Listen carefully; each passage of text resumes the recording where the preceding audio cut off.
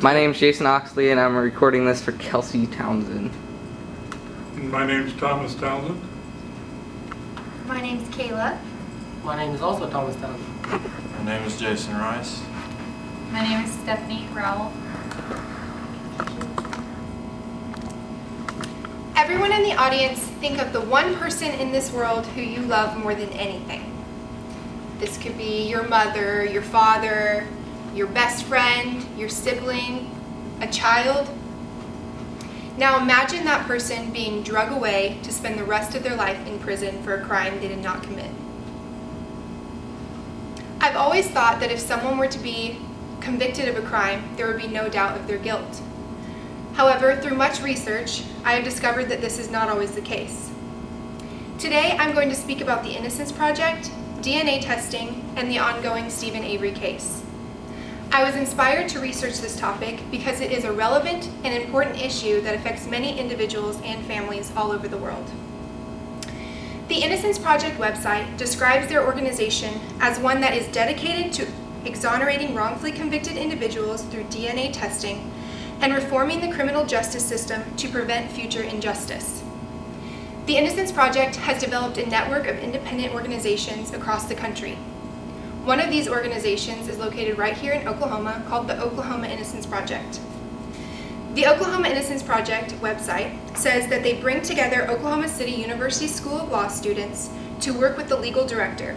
The OIP pursues only cases in which there is credible evidence of factual innocence. The Innocence Project website also informs us that their network of organizations have together helped exonerate 342 innocent people and have, as a result, found 147 of the actual perpetrators. Just the thought that 342 people spent a portion of their life in prison for a crime they did not commit is shocking, not to mention the many more who have not yet been freed. It's hard to imagine something like this happening to someone we know, but it does happen. That's why Barry Schneck and Peter Newfield founded the Innocence Project in 1992. They hope to bring the truth to light through DNA testing and help reform the system so that this does not happen to anyone else. The Innocence Project primary means of exoneration is DNA testing. Douglas Starr begins his article titled, "When DNA is Lying," with a short warning from Greg Hampickian. He says, DNA analysis has helped free thousands of wrongfully convicted people, but sometimes DNA lands innocent people in prison. DNA evidence provides a strong case for both the prosecution and the defense. However, all too often mistakes are made that cause innocent people to be sent to prison.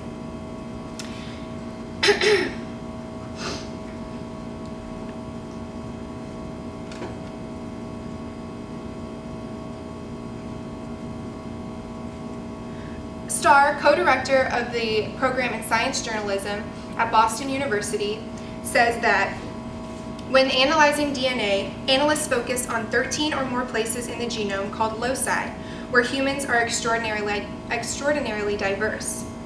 The DNA is examined closely and used to determine guilt or innocence. This examination, however, is not always accurate. If there is more than one DNA sample, the analysis becomes subjective. It's not always clear which peaks at a specific locus belong to who. The number of loci matched between a sample DNA and the suspect DNA is not always consistent either. These inaccuracies and inconsistencies have sent many innocent people to prison. However, the advanced DNA testing that we have today has also helped exonerate many innocent people. The Innocence Project has helped exonerate, is dedicated to exonerating wrongfully convicted people. One ongoing example of this is the case of Stephen Avery. A Netflix original series titled Making a Murderer goes into depth about this particular case. This series informs us that Stephen Avery was wrongfully convicted of rape when he was 22 years old. The police department had already seemed to have decided who the perpetrator was before any evidence was found. When the victim came into the police department, she was shown an image of Stephen Avery. Soon after, Avery was placed in a lineup and she chose him out of the men who were presented to her. Because of this, Stephen Avery spent 18 years in prison for a crime he did not commit, before he was exonerated and the actual rapist was identified. Soon after, however, Avery was arrested for the murder of Teresa Halbach in 2005. Many believe he's innocent of this crime as well, but the case is still being investigated. However, when Stephen Avery was wrongfully convicted of rape, the Innocence Project was there and used DNA testing to help exonerate him. Now that we have learned about the Innocence Project, DNA testing, and the Stephen Avery case, we can be sure of the great work that is being done. The Innocence Project is dedicated to exonerating the innocent through the use of DNA testing. Although DNA testing can send innocent people to prison, it also has the possibility of freeing them.